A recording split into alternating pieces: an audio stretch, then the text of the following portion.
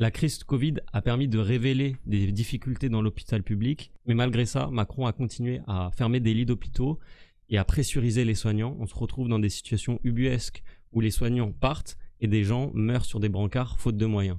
Pour en parler aujourd'hui, je reçois Damien Maudet. Bonjour. Salut Alexandre. Tu es député de la Haute-Vienne et tu as rédigé il y a quelques mois un rapport à l'O-Ségur qui permet de dresser du coup la situation dans les hôpitaux et de comprendre comment on en est arrivé là. Donc je te pose la question, comment on en est arrivé là? Déjà, merci pour l'invitation. Moi je suis très content parce que ce qu'il faut dire aux gens, c'est qu'on a bossé ensemble. Donc si on parle de conflit d'intérêts, il y aura un lien d'intérêt. Donc on avait notamment un peu bossé sur le rapport à l'O-Ségur.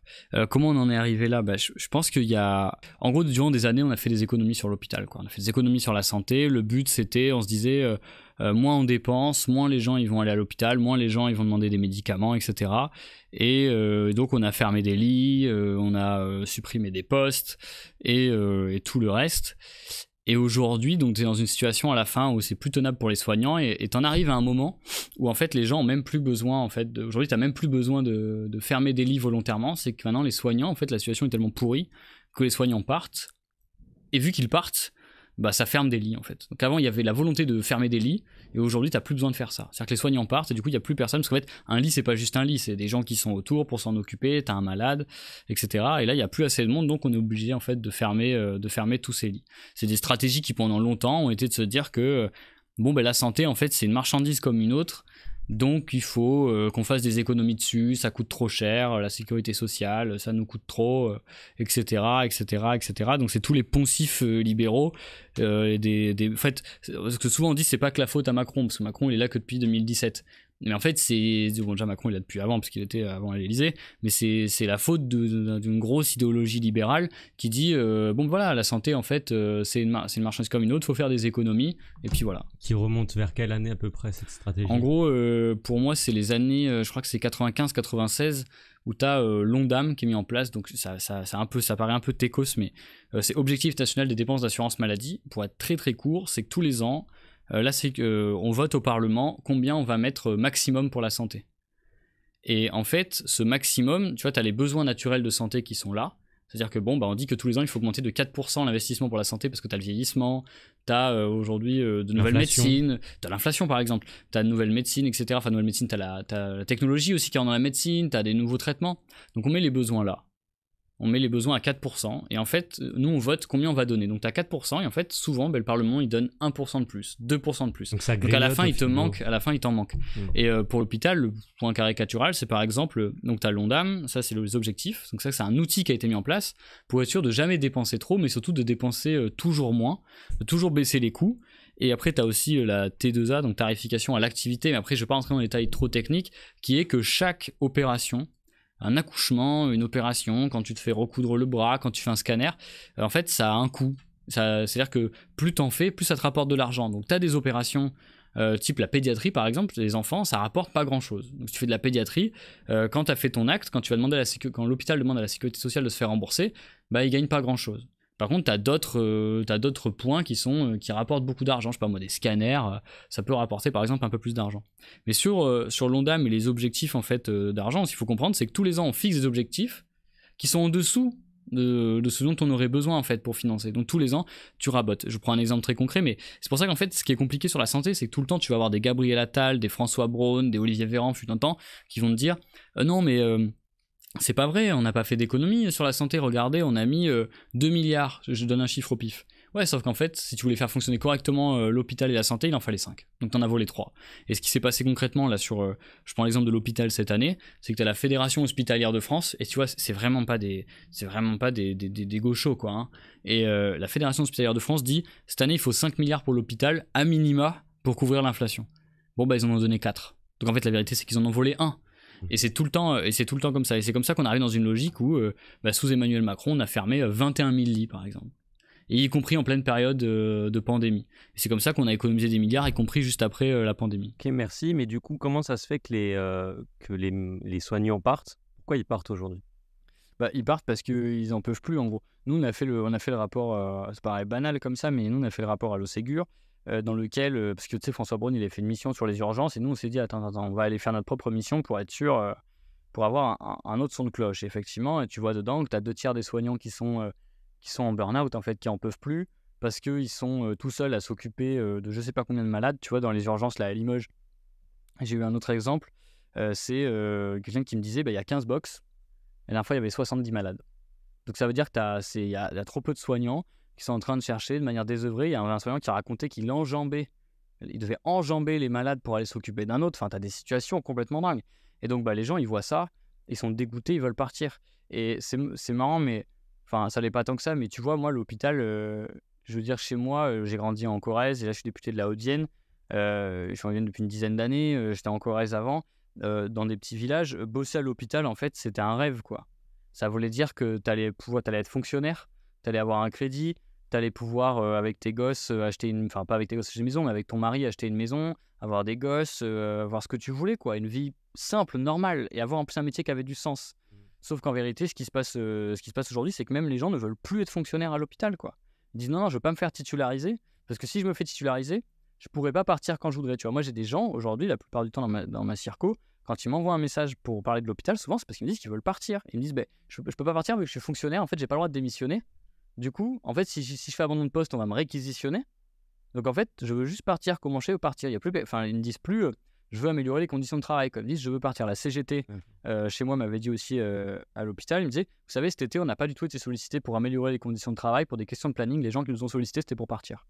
Et les gens partent parce qu'en fait, les cadences de travail, ils disent qu'ils n'ont pas le temps de faire le travail correctement. Il y avait Stéphane qui est infirmier ou qui est soignant en gériatrie, qui me dit en fait, moi, je passe ma journée à m'excuser parce que j'ai pas le temps de faire correctement mon travail. On avait Emma qui était à Saint-Louis, donc à Paris, elle avait 23, 24 ans. Emma disait ça faisait quelques mois que j'étais dans le service, j'étais déjà une des plus anciennes. Parce qu'en fait, tout le monde part. Tout le monde part parce que les gens sont en burn-out. Emma nous disait à 23 ans, j'ai déjà mal au dos et je vois un psy. Et après, quand on l'a revue quelques mois plus tard, elle nous a dit qu'en fait, elle était en arrêt maladie, elle était en burn-out, elle sortait d'une grève, il s'était rien passé. Et les gens n'en peuvent plus parce que, en fait, tu vois, tu as des humains et tu sens que tu peux plus les traiter correctement, quoi.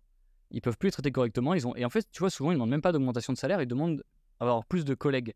Et ça, ils les ont pas. Et donc, quand ils voient qu'ils peuvent pas faire le travail correctement, ils décident de partir parce que souvent, il y en a qui nous disent, en fait, je suis maltraitant. Et c'est pas possible d'aller au boulot en disant que tu vas maltraiter les gens. Alors, cette situation, elle est complètement absurde et ahurissante, elle est dramatique. Mais j'imagine que Emmanuel Macron ou les ministres ne sont pas des monstres.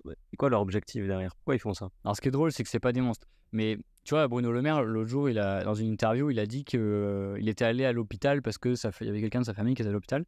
Et il dit j'ai rencontré une aide-soignante, j'ai compris qu'elle ne pouvait pas travailler que 2 années de plus. Elle m'a dit 2 années de plus, ça va être dur. Et là, j'ai compris que ça allait être difficile pour ces gens-là, mais qu'elles avaient aussi le sens de l'effort collectif, tu vois. Enfin, grosso modo, il dit ça va être dur. Enfin, il a besoin de le voir, en fait. Enfin, il a besoin, lui, d'être confronté personnellement à ça pour le comprendre, quoi, parce que sinon, ils vont pas voir les gens.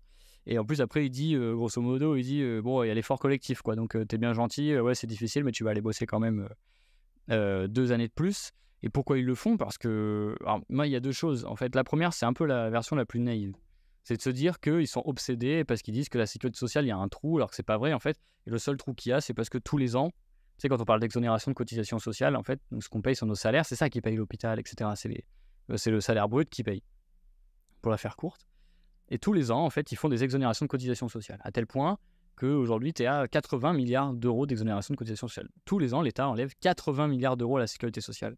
Donc c'est ce qu'il enlève aux retraites, c'est aussi ce qu'ils enlèvent aux hôpitaux et à la santé. Donc quand tu sais qu'on dit déjà sur les retraites, il y a un déficit, c'est eux qui l'ont créé le déficit. Ils ont creusé un trou et après ils disent il y a un trou, les mecs, il va falloir aller le reboucher, quoi. Et sur l'hôpital, c'est un peu la même histoire. Et donc il y a ça. Donc ils creusent le trou et après ils disent bon, en fait, comment on fait? Il y a un trou dans la sécu, on peut plus payer, comment ça marche? Alors que c'est de leur faute. Donc le premier point, on se dit naïf, en fait, ils ont une idéologie libérale qui dit il faut baisser les cotisations sociales pour créer de l'emploi, ce qui est faux, ça marche pas, mais bon, ils le pensent quand même. Et sauf comme vu que tu as baissé les cotisations sociales, il faut faire des économies sur l'hôpital, donc ils disent bon voilà, on va compresser les dépenses, on va serrer la ceinture. Deuxième aussi version un peu plus naïve, c'est qu'ils se disent le progrès va nous sauver. Aujourd'hui, oui, les soignants, ils en chient, mais en fait, demain, il y aura la télémédecine, il y aura des robots, il y aura des machins, des ceci, des cela. C'est ce qui va nous sauver. C'est qu'en vérité, aujourd'hui, c'est un problème humain, c'est pas un problème technique à l'hôpital, c'est un problème humain, on manque d'humain. Maintenant, la version la moins naïve, et c'est celle à laquelle je crois de plus en plus. Je n'étais pas forcément aujourd'hui penché là-dessus, mais maintenant, j'y crois de plus en plus parce que je parle avec tous les médecins, les soignants, ils le sentent. C'est que je pense qu'on va vers une privatisation en fait, de la santé. Et ça m'apparaît aujourd'hui comme étant de l'ordre de l'évidence. Quand tu sors de la crise Covid, tu as une note de la Caisse des dépôts et consignations qui sort, qui est une note qui dit comment on va améliorer, comment on va régler la question de l'hôpital. Et dedans, ils te disent, bon, ben en fait, pour régler la question de l'hôpital, on va augmenter les partenariats publics-privés. On va favoriser les hôpitaux privés à but non lucratif, donc c'est les hôpitaux des fondations. Tu vois, ils te donnent des trucs comme ça. À un moment donné, ils disent on va même faire des bateaux hôpitaux. C'est des mecs complètement perchés. Mais bon, à l'époque, tu apprenais qu'il y avait un conflit d'intérêts, tu sais, parce qu'il y a Colère qui est chez MSC. Enfin, il y avait une histoire. Il y a un article de Mediapart qui résume très bien. Ah, des vrais bateaux. Des vrais bateaux hôpitaux. Ouais, ils disaient mettre des hôpitaux sur des bateaux dans l'article de Mediapart. Tu te dis, mais c'est complètement dingue, quoi. Parce que s'il y a moyen de faire un billet, d'aller créer n'importe quoi, tu vois, et te dire bah, ça va faire du bruit, des bateaux hôpitaux, genre on se dira bah ils agissent, alors complètement c'est juste pour faire un billet, ça paraît complètement dingue, mais je vous invite à aller lire l'article de Mediapart pour vous montrer que c'était un vrai truc, hein, mais c'est un peu comme l'histoire, tu vois, des mecs déplacés dans des trains, etc. Durant le Covid, il y a des trucs qui ont marché, mais il y a des choses, en fait, c'était que de la com, c'était de la com, de l'effet d'annonce, tu vois, tu dis, ah ouais, quand même, ils font un truc de fou, quoi. Et en fait, c'était de la com. Donc il y avait déjà le premier truc, c'est qu'ils se disent, en fait, il y a la crise de l'hôpital, comment on va faire pour en fait privatiser, quoi. Ça me fait penser à Cédric O, qui était le ministre au numérique, qui disait la crise, en gros, doit nous encourager vers des changements plus volontaires encore. Enfin, il dit il faut qu'on aille encore plus loin dans les transformations. Mais en fait, c'est ça. Ils saisissent l'aubaine pour aller encore plus loin. Et sur la privatisation, moi, je le dis parce que le sentiment que j'ai, c'est que, tu vois, par exemple, à l'hôpital, il y a beaucoup de médecins et d'aides-soignants qui étaient intérimaires. C'est des gens qui ne veulent pas être titularisés et qui viennent faire de l'intérim, comme toi ou moi, on aurait pu aller faire de l'intérim, pas moi chez Adecco, etc. Enfin, t'as des agences, mais eux ils le font à l'hôpital et ils prennent à la journée, ils prenaient beaucoup d'argent. Et en fait, le gouvernement, tellement ils ont détruit la manière de bosser à l'hôpital, ils ont poussé des médecins et des soignants à aller faire de l'intérim, donc à venir en gros un peu quand ils voulaient, et puis ils se faisaient autant d'argent en quelques semaines que les autres s'en font en un mois, tu vois, parce qu'en fait l'hôpital était en demande, donc ils étaient obligés de payer le prix cher pour avoir ces gens-là. Ils ont rendu l'hôpital dépendant de l'intérim, et maintenant ils disent, et ce qui était légitime, ils disent bon, on va encadrer l'intérim. Donc en fait, on va interdire le fait de se faire payer trop cher. Donc ils ont interdit l'intérim, ils ont interdit l'intérim à un certain prix, donc du coup il n'y a plus de médecins. Donc on se retrouve dans une situation où les fonctionnaires veulent partir, et donc pour pallier à ça, on prend des intérimaires, et des intérimaires qu'on va sous-payer parce que ça coûte trop cher. Ah justement, c'est des intérimaires qu'on va surpayer. Pardon. L'État va surpayer du coup parce qu'en fait ils sont en déficit de personnes, donc tu as le rapport de force qui s'inverse, donc on va surpayer des gens pour qu'ils viennent bosser. Au bout d'un moment, les hôpitaux disent on peut plus surpayer, on n'a plus l'argent. Donc l'État dit ah ben d'accord, du coup je vous mets une règle, c'est que maintenant les intérimaires ils pourront plus toucher plus de temps d'argent. Donc dit c'est logique. Sauf que vu que tu n'as rien fait pour améliorer les conditions de travail, bah juste les mecs ils viennent plus. Donc l'hôpital en fait tu as des services, tu as plein de services qui vont se retrouver à fermer parce qu'ils ont même plus les médecins intérimaires. Et là qu'est-ce qui se passe? Bah, c'est que les médecins qui ne peuvent plus faire de l'intérim dans le public, ils vont bosser dans le privé. Et aujourd'hui tu n'as que le privé qui va pouvoir tenir debout. C'est un peu technique, mais pour la faire très courte, aujourd'hui, ils ont rendu du coup l'hôpital public dépendant de plein de choses et maintenant ils leur enlèvent. Et en fait, je pense pour moi, ils sont en train de préparer ce moment où l'hôpital public peut assurer de moins en moins de missions et délègue au privé de plus en plus de missions. Mais tu vois, on l'a vu il n'y a pas si longtemps sur la privatisation de la santé. Là, ils vont dérembourser les soins dentaires, une grosse partie des soins dentaires. Qu'est-ce que ça veut dire? Ils te détruisent l'hôpital public d'un côté, le bien commun et tout ça. Et puis de l'autre côté, ils disent, donc toi tu te tournes, tu as des soins qui sont privés, tu te tournes et on te dit, ah ouais, mais attends, on va baisser le remboursement, donc tu vas devoir mettre plus de ta poche. Donc en vérité, pour moi, ils sont en train de concrétiser ça. Et alors après, j'expliquais l'autre jour à un médecin, je dis, mais c'est bizarre parce que en fait, le privé, tout n'est pas rentable. Tu vois, tu as des maladies type mucoviscidose, par exemple, pour le privé, c'est pas rentable. Et je dis, mais comment ils vont faire parce que le privé veut faire que du rentable? Et il me dit, non, mais tu vois, tu auras quelques spécialités dans l'hôpital public qui vont tenir, qui vont être et encore, la mucoviscidose, tu vois, chez moi, le centre, il est pas loin de fermer. Enfin, il tient, mais sur la bonne volonté des médecins. Mais tu vois, il y a l'hôpital public qui va tenir quelques trucs, mais en fait, le reste, ils veulent en faire l'hospice, quoi.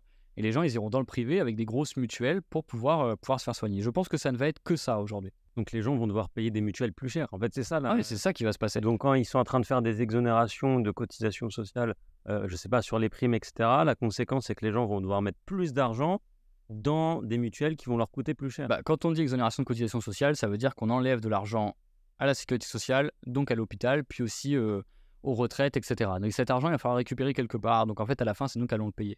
Et sur les mutuelles, tu vois, quand tu baisses le remboursement des soins dentaires, je sais plus de combien c'est passé.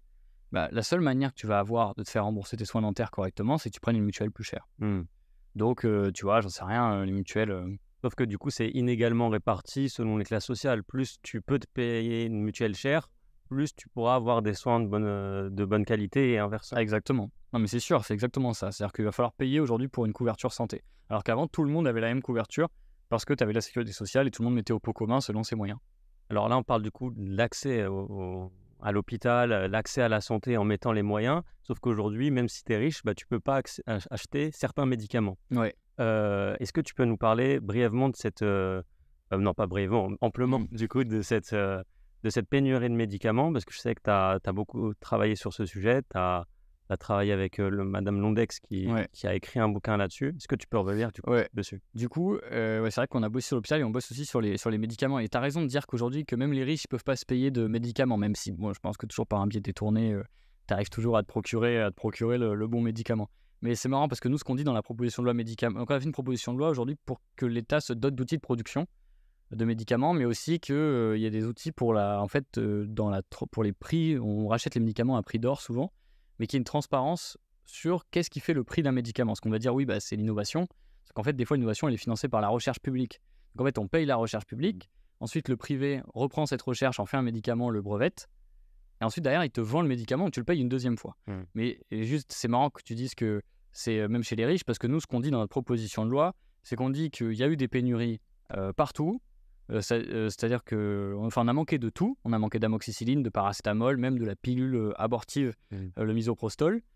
Et on a manqué partout, que ce soit à Limoges, à Saint-Nazaire, jusqu'au salon d'Apolline de Malherbe. Parce qu'à un moment donné, elle avait fait un tweet en disant qu'est-ce qui se passe, mes gamins, je crois qu'ils avaient une angine, il n'y a même plus d'amoxicilline, quoi. Bah ouais, il n'y avait plus d'amoxicilline, quoi. Pour n'importe qui, dans les pharmacies, il n'y en avait plus. Et donc la proposition de loi, en fait, en gros, d'où ça vient le fait qu'il n'y ait plus de médicaments, c'est simple, c'est que dans les années 90, on a laissé les entreprises pharmaceutiques délocaliser toute la production. Donc on est passé de 20% des molécules, je la fais courte parce que ça c'est un peu technique, mais en gros 20% des molécules qui étaient faites en Chine il y a 30 ans, en Chine et en Inde, aujourd'hui c'est 80% qui sont faites en Chine et en Inde. Bref, tout est parti là-bas, et donc on n'a plus la main sur les usines, et c'est parti parce que les mecs se sont fait un profit de fou. Enfin, dans la même période, c'est là où ils ont explosé les profits. D'ailleurs, c'est dans la même période où on a augmenté le nombre de pénuries. Et après le Covid, donc il y avait deux choses. C'est qu'après le Covid, il y allait avoir une nouvelle demande de médicaments. Tu vois, on avait tous les masques, à un moment donné, on va les enlever. Bah, moi, je suis pas épidémiologiste, mais j'ai vite fait de données où je me dis que si tu enlèves les masques et que on va se recontaminer sur d'autres choses et qu'il va falloir des médicaments. Ça, ils l'ont pas anticipé. Le deuxième, c'est qu'il y a eu la hausse des prix de l'énergie. Et donc, il y a des usines et des boîtes, notamment en Chine et en Inde, qui se sont dit l'énergie me coûte trop cher. Donc, tous les médicaments qui sont à faible valeur ajoutée, et souvent, c'est les génériques, donc ceux qu'on a tout le temps, tu vois, paracétamol, amoxicilline, bon, ben ceux-là, on arrête de les produire, enfin, on fait une pause, parce qu'en fait, c'est pas assez rentable vu les prix de l'énergie. Donc, ça va pas.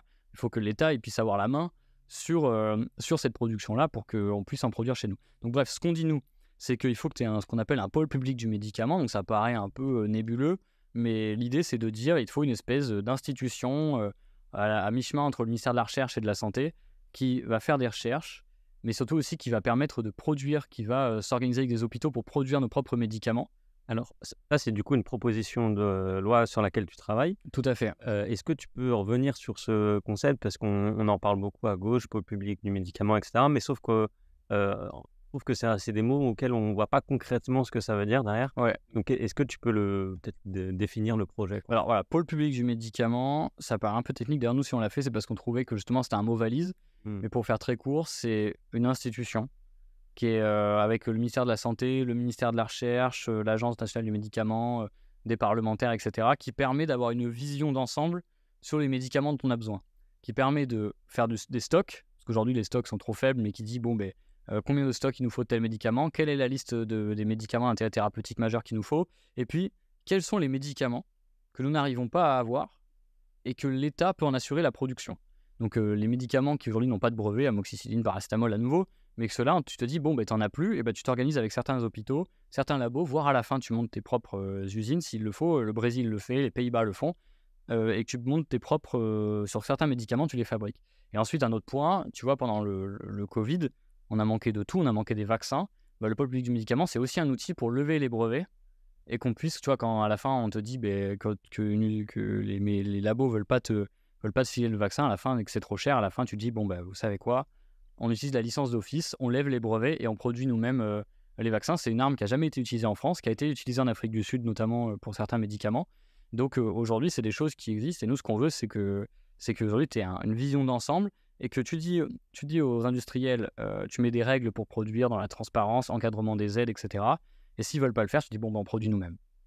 Et du coup, ça, l'État peut se permettre légalement de lever les brevets? Ouais, ça existe dans la loi. Ça n'a jamais été utilisé, mais ça existe dans la loi. C'est ce qu'on appelle la licence d'office. Je ne sais plus quel article c'est. Il y a un bon bouquin qui s'appelle Chantage sur ordonnance, qui est de Rosen Le Saint. Je vous encourage à aller lire. Elle explique dedans, je ne sais plus sur quel. Tu as un médicament, je ne sais plus lequel c'est. Je me demande si c'est pas le Zolgensma. Tu as un médicament, je crois que c'était celui qui coûtait 2 millions d'euros. Ah, c'était pas celui-ci, je ne sais plus. J'ai un trou. Mais en gros, il y avait un médicament, parce qu'il faut se rendre compte des prix des médicaments. Des fois, c'est 57 000 euros le traitement, des fois, c'est 2 millions d'euros le traitement. Donc, tu as un médicament qui était excessivement cher. Et Marisol Touraine, à l'époque, a douté jusqu'au bout si elle allait utiliser la licence d'office. C'est-à-dire, bon, ben, vous voulez pas nous le vendre à un prix correct. Bon, ben, vous savez quoi, on lève les brevets et on produit nous-mêmes le médicament. Mais en fait, elle n'a pas osé le faire. Elle n'a pas osé parce qu'en fait, il y avait l'industrie pharma et elle n'a pas voulu se mettre à dos l'industrie pharmaceutique. Mais oui, ça existe dans la loi. C'est Israël qui l'a fait, me semble-t-il, pendant le Covid, mais pas sur les vaccins, mais sur autre chose, parce qu'ils avaient besoin de certains médicaments. Tu as l'Afrique du Sud, je ne sais plus sur quel médicament non plus, il faudrait que je retrouve des exemples, mais tu as l'Afrique du Sud qui l'a fait, et ça lui a permis d'avoir des traitements moins chers. C'était Nelson Mandela à la sortie de l'apartheid qui avait levé les brevets, et je crois que c'est le Brésil aussi. Tu vois, le Brésil le fait systématiquement, cette menace de si vous voulez pas nous les vendre, eh ben on va lever les brevets, et on va vous les copier, en fait, vos médicaments. Et à chaque fois, tu as l'impression qu'il va y avoir une espèce de nuage de sauterelles qui va arriver si tu fais ça. Le Brésil le fait, et il y a un médicament contre l'hépatite C, qui est un des médicaments les plus chers au monde. Bah, aujourd'hui, la France le paye 13 000 euros le traitement, le Brésil le paye 700 euros le traitement. D'accord. Parce qu'en fait, il y a même un rapport de la Cour des comptes qui dit qu'aujourd'hui, le prix d'achat des médicaments, il dépend moins de comment est le médicament et le coût de production. Mais en fait, le prix d'achat, il dépend, pour l'industrie pharmaceutique, regarde surtout la capacité à payer des pays, quoi. Donc plus tu peux payer, plus on va te le vendre cher. Donc c'est une question d'enrichissement des actionnaires. C'est une question c'est une question d'enrichissement des actionnaires. C'est si tu as un pays comme la France où tu as la sécurité sociale qui fait qu'on a tous accès aux médicaments, là c'est l'aubaine, quoi. Et c'est logique. Mais ils se disent, bah eux, ils ont de la thune, on va leur vendre super cher, et de toute façon, s'ils veulent pas nous l'acheter, on va mettre la pression, on va aller dire aux citoyens que ce médicament existe et que c'est à cause de l'État qu'ils n'y ont pas accès. Enfin voilà, il y a tous ces outils-là. Et juste d'un point, en gros, voilà, ce qu'il faut bien comprendre aussi, c'est qu'aujourd'hui, sur les médicaments, l'industrie pharmaceutique, avec le Covid, par exemple, tu vois, en ce moment, on te dit oui, mais ils ont des difficultés.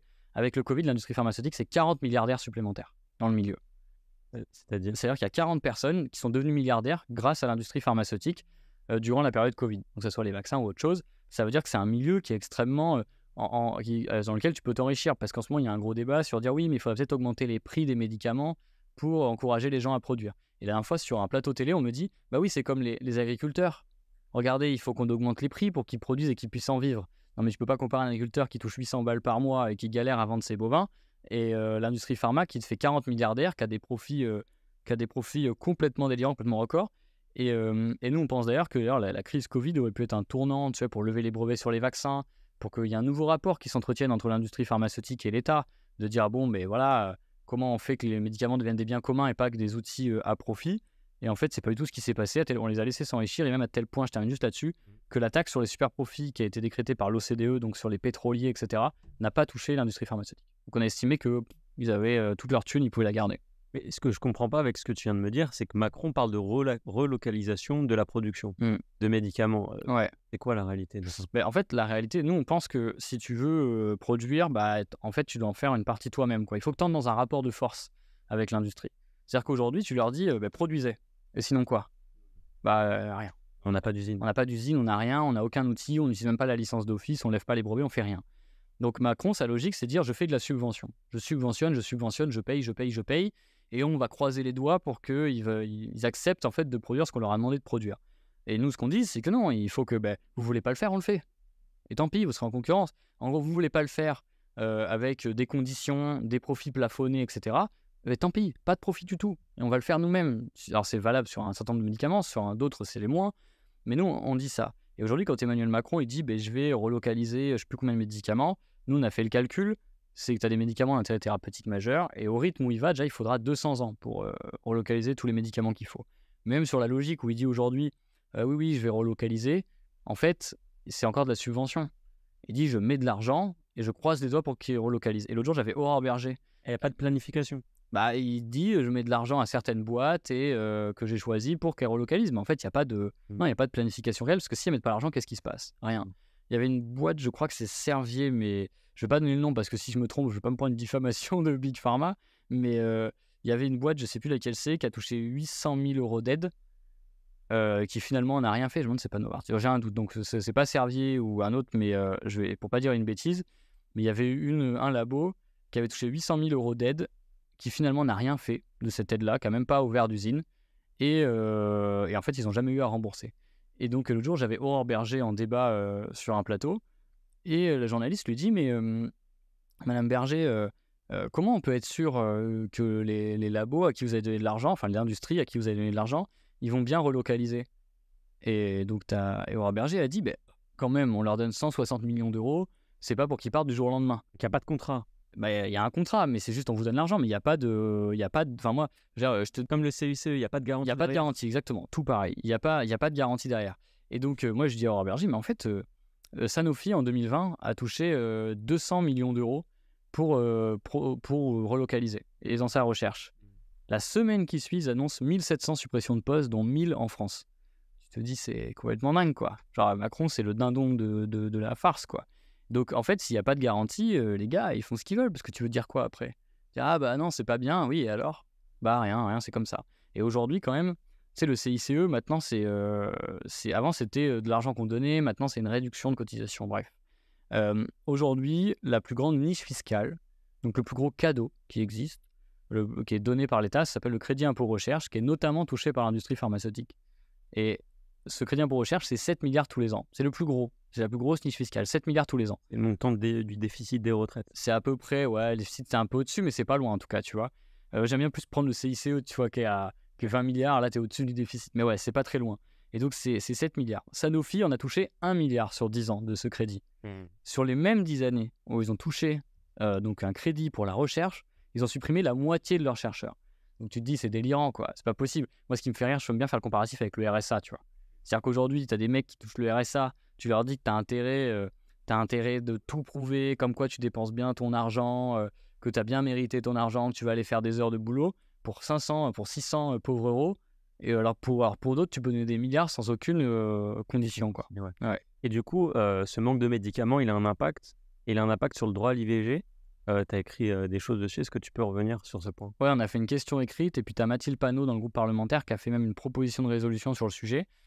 Enfin moi c'est assez délirant, mais en gros aujourd'hui la pilule abortive la plus utilisée en France donc pour l'avortement c'est le misoprostol et c'est une pilule qui je crois que c'est dans 70% des cas d'IVG médicamenteux il me semble et le misoprostol en fait est fabriqué aux États-Unis et il y a qu'une seule entreprise aux États-Unis qui le produit et à un moment donné elle a eu un problème sur sa chaîne de production cette boîte.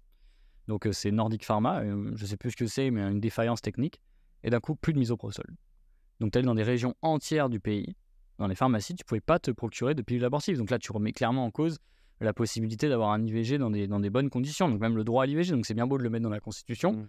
Et moi, je suis favorable à ce qu'on mette dans la Constitution. Mais par contre, si derrière, tu peux pas l'appliquer dans les faits, ça pose un souci. Et un autre problème, c'est qu'aujourd'hui, les États-Unis, le fait que la pilule abortive soit produite aux États-Unis, qui est un pays dans je ne sais plus combien d'États, l'IVG, enfin l'avortement devient illégal ou conditionné de plus, c'est pas possible, quoi. Tu peux dire que du jour au lendemain, ça se trouve un jour, l'État dans lequel il y a l'usine dira l'IVG est interdit, donc vous arrêtez de produire cette pilule. Et puis là, d'un coup, c'est quoi? On se retrouve tous à poil à plus pouvoir permettre aux femmes d'avorter dans de bonnes conditions. Tu vois, ça pose ce type de sujet. Et donc la proposition de résolution qui a été posée par le groupe parlementaire, c'est de dire que là, dans les fameux médicaments d'intérêt qu'Emmanuel Macron a mis en avant, de dire il faut à minima qu'il y ait la pilule abortive. Et pour l'instant, il n'y est pas.